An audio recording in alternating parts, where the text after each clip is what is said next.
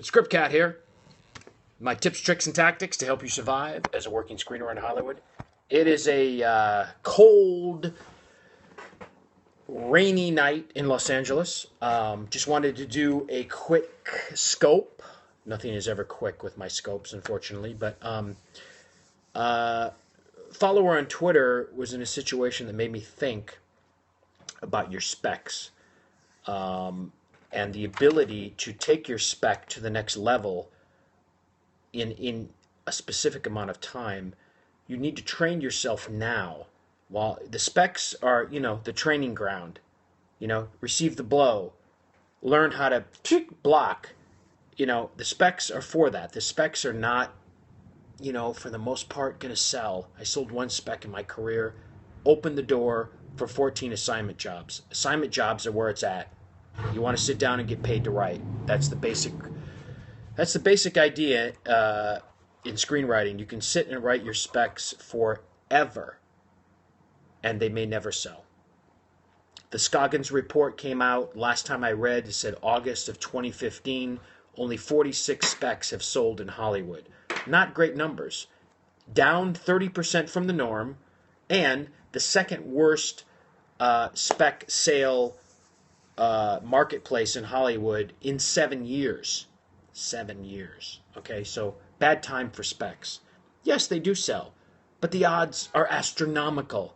The key for you is to use your spec as a calling card and not think of it as $1 million sale or something that's going to pay your house payment or rent 2 months from now or get you out of a shitty job that you hate.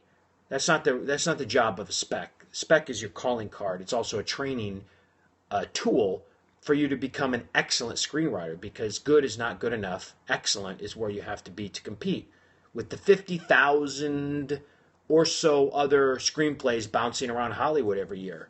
The odds are astronomical, but I only say that not to scare you off, but to force you to respect the craft and the mountain that you're climbing every day to try to establish a screenwriting career. Now, I think, personally, while you're doing your specs now, you have to be able to whip them into, shape quickly.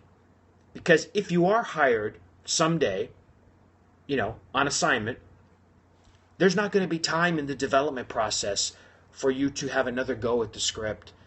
And you turn it in, and it's not quite right, and it's not quite there. They will fire you. It's just the reality of the development process. No one wants to be in development hell. Producers don't. They want a writer who can nail that thing in 2 drafts and have it up to speed, where they can get the script out to a director, hook the director. Once they hook the director, then they get the script out to the actors and hook an actor. If you, take 4 drafts to do that, they'll probably let you go early on. And they say, thank you very much for your time. We're going to go with this other writer who can do the job. That's the reality of the business.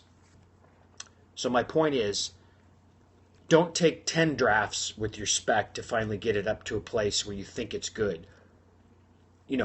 That's fine, because you're going to present that draft as if it's a first draft, right? We all know it's not a first draft. Hardly anybody writes a first draft, in that excellent condition. They don't. But you have to start training yourself to leap over those hurdles to get to that point where the next draft is exponentially that much better, and the next one is exponentially that much better, because you're going to have to do that when you start getting assignment jobs. Trust me, I know. Been through this assignment game for the last 20 years. You will be let go if you can't do the job, and that's going to hurt your reputation, and it's also going to hurt you to get another job with the same producers. You know what I mean? You have to go above and beyond the call of duty with every job you do, no matter your pay. And when you first start out, you're probably not going to get paid a lot. It may happen. You may get paid, $1 million. God bless you.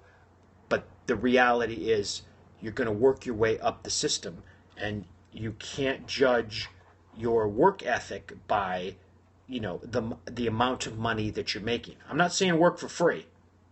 But I'm saying early on, you might have to take less. But you're going to nail that script and dazzle them and they're going to say, wow, this is a writer we can count on. This is a writer we can trust. This is a writer who knows our vision. We're going to hire this writer again. Because trust me, people in Hollywood, professionals, like to work with people they've worked with before. Same way with cinematographers and their crew, and the gaffers and their crew, and all the crews. They say, do you have a good team? Yes, I do. They call up the crew. They're working again.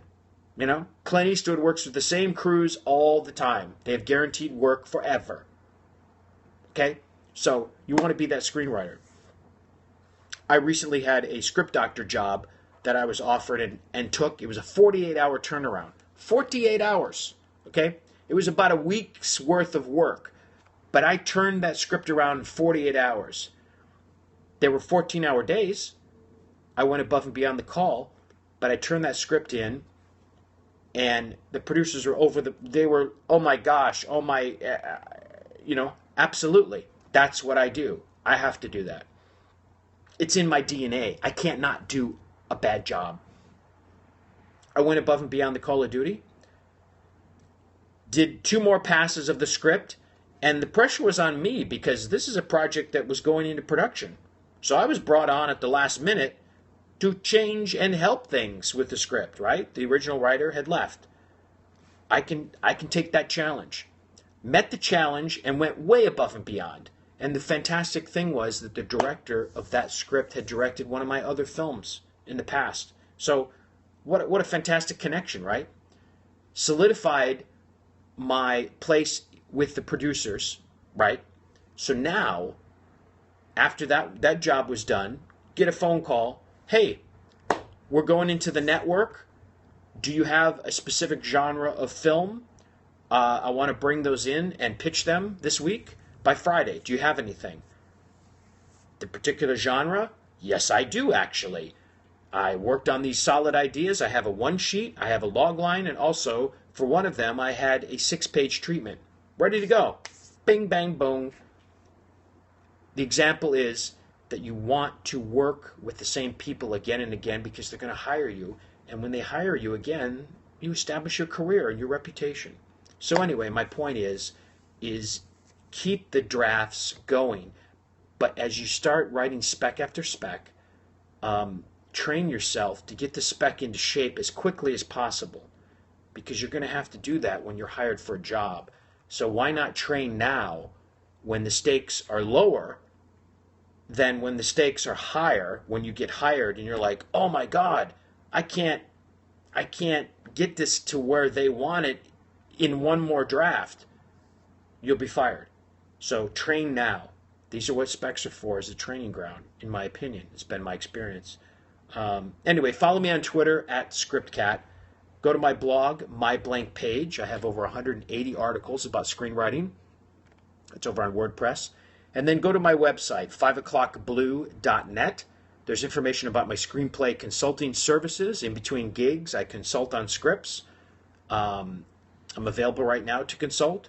I finished a TV pilot. It was my 14th assignment. I turned that in.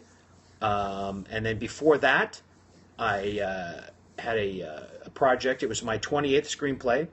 And that is going to be out probably by January.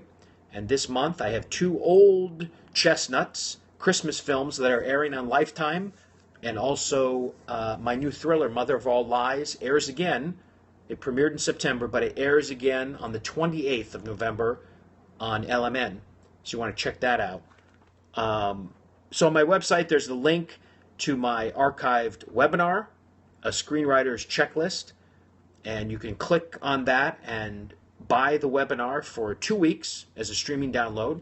And there's also the link to my free mobile app, Screenwriting Guru.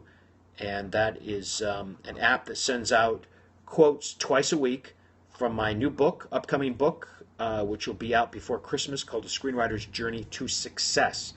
My friends, keep screenwriting and keep the faith, because you know if you stop writing, you're guaranteed never to have any chance at success.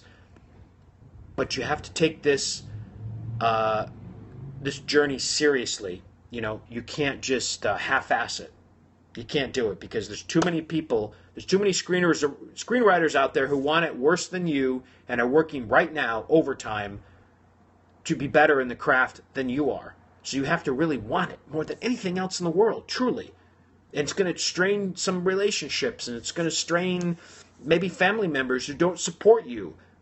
But if you can get through it, and luck is preparation meets opportunity, right script at right time, right producer, it happens. You have to really want it more than anything else in the world.